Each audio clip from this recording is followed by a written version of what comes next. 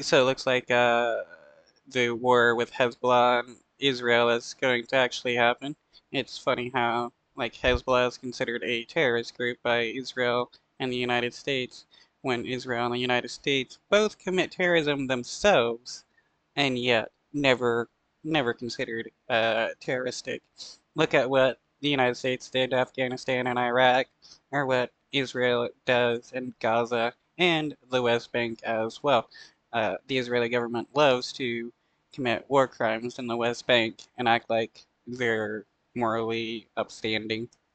America can't stop Israel from going to war with Hezbollah. That's what a U.S. envoy told Lebanese officials recently.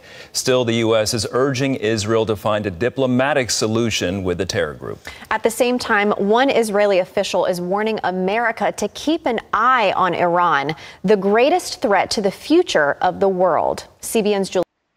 That's funny. Iran is the greatest threat to the world, and not any other nation. Stahl reports.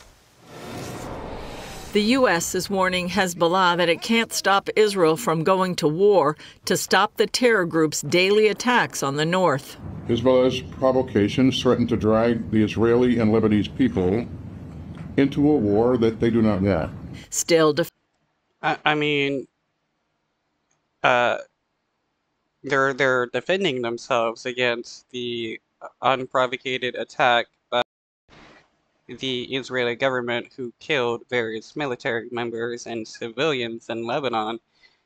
If there is anyone bringing a war between Lebanon and Israel, it's the Israeli government. Defense Secretary Lloyd Austin is urging Israel's visiting defense minister to seek a diplomatic solution.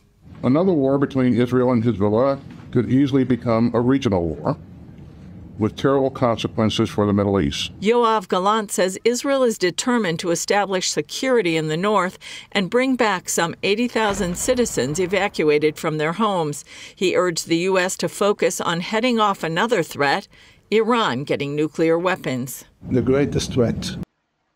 I mean, the Israeli government has nuclear weapons themselves. They're a greater threat for the Middle East than many of the other things in the Middle East. To the future of the world and the future of our region is Iran, and time is running out. Inside the country, Israel's Supreme Court ruled Tuesday that ultra-Orthodox young men must now serve in the military. The community, which now has 65,000 young men, has been exempt from military draft since 1948, when Israel's first prime minister allowed 400 students to study full-time as a spiritual blessing to the state. And broader. Why don't any of the people that want the ultra-Orthodox people to join the military also join the military themselves and go to war? You got the entire Israeli Supreme Court dictating that people have no right to choose what they do with their lives, yet they don't do anything to join the military. And it's insane, because they're forcing people to go murder people when they don't want to do that. That is, in my opinion, not democratic to force people into the military. It turns into fascism when you're dictating people into the military, and if they don't join, you jail them or label them as traitors. Israel said that there needs to be equality. How can there be tens of thousands who are being exempt from military service when everyone else is serving? Former Knesset member Dov Lipman tells CBN News some of Prime Minister Benjamin Netanyahu's coalition partners are ultra-Orthodox who don't want their people drafted. There's no way these ultra-Orthodox parties can stay in a government where that's the government policy, and that could collapse the government and lead to a new election. And in what could be considered a local U.S. victory for Israel, Democrat Representative Jamal Bowman was defeated in a New York primary race. Bowman had accused Israel of genocide in Gaza, and his defeat is seen as a referendum on progressives' attitudes toward Israel. Julie Stahl. Yeah, what, AIPAC spent millions of dollars to have Jamal defeated by a Zionist?